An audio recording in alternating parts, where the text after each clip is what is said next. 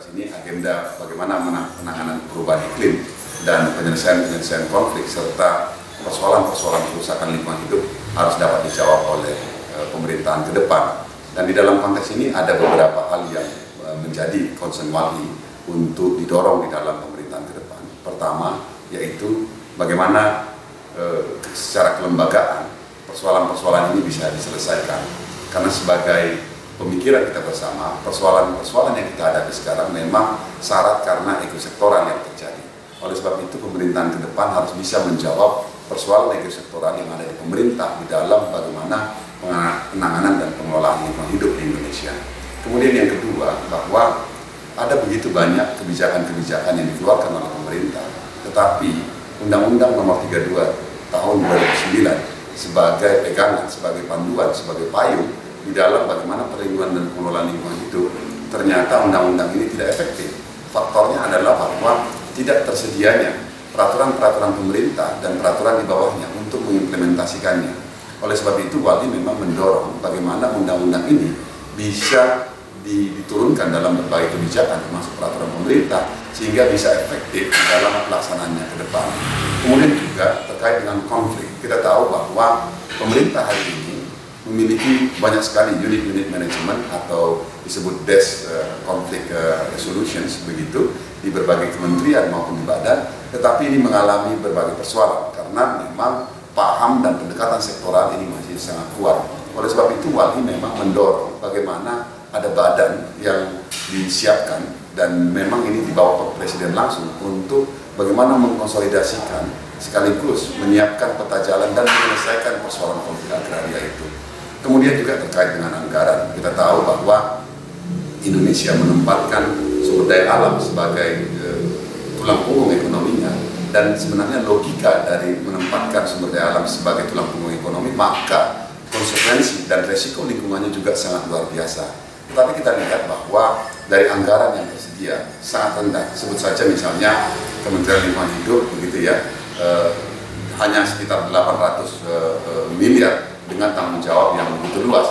Apalagi kalau kita misalnya pergi ke daerah, sering sekali kita menemukan daerah-daerah itu di bawah 1% di dalam kesiapan anggaran mereka di dalam perlindungan dan pengelolaan lingkungan hidup ini. Oleh sebab itu, anggaran menjadi satu isu penting di dalam bagaimana menyiapkan sumber daya yang cukup untuk menjawab persoalan lingkungan hidup kita. Kemudian yang berikutnya ini juga terkait dengan persoalan-persoalan penegakan hukum.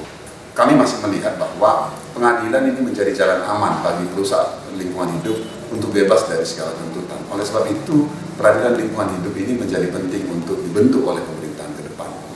Kita melihat bahwa persoalan lingkungan hidup ini bisa dikategorikan sebagai extraordinary crime.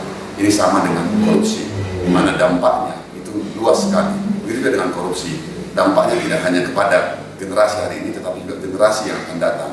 Begitu juga dengan lingkungan hidup, karena kita bicara lingkungan hidup, maka kita bicara juga soal generasi ke depan. Oleh sebab itu, peradilan lingkungan hidup menjadi sangat strategik sebagai jalan untuk melakukan konsolidasi di dalam penegakan hukum di Indonesia, sekaligus juga menjadi pendorong majunya pengetahuan dan kemudian juga telaah dan kebijakan hukum terkait dengan perlindungan pengelolaan lingkungan hidup. Dan yang terakhir, terkait dengan perubahan iklim. Sebagaimana kita ketahui bahwa pemerintah Indonesia sudah meletakkan komitmen di dalam menjawab perubahan iklim.